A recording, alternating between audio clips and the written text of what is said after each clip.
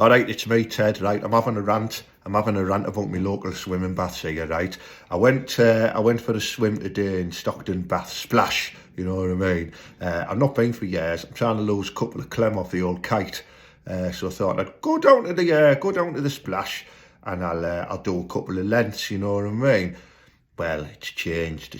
Like, if you've not been to public swimming baths for ages, certainly the ones in Stockton, you're in for a shock, I'm telling you now, right? For starters, shared changing facilities. You might think, oh, that's good, I might get a flash of a bit of, you know what I mean? No, it's not like that. You've got to climb in like your own little cubicle, right?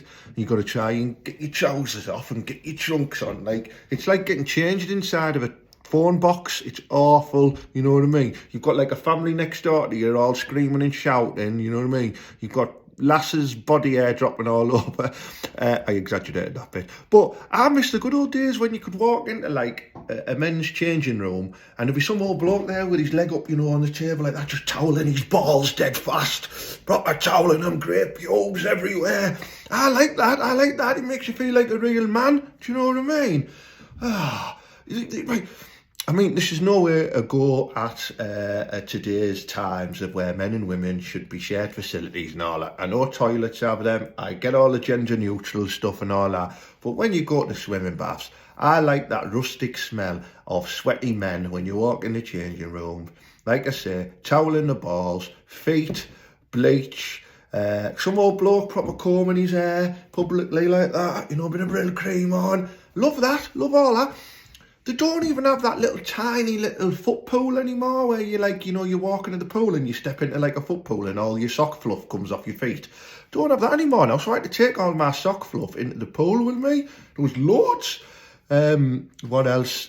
Swimming, you've got to, if you're swimming, you've got to go in the swim only lanes now as well, and they have like time limits on and all that. It's like being at Wet and Wild, honestly.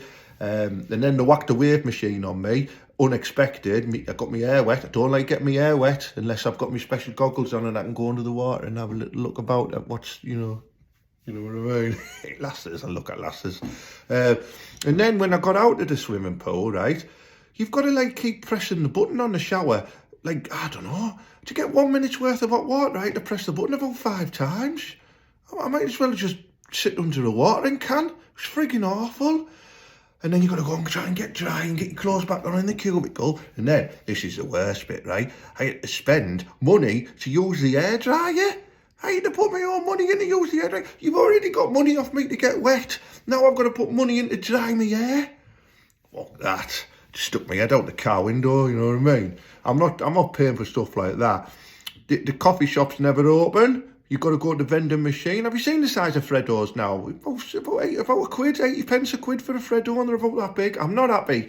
Why are things changing? Why can't we go back to like the 80s and 90s where it was a bit shit, but you knew it was shit? Stop trying to get with the times and bring back them specific sex dressing rooms. I want to see old man's balls.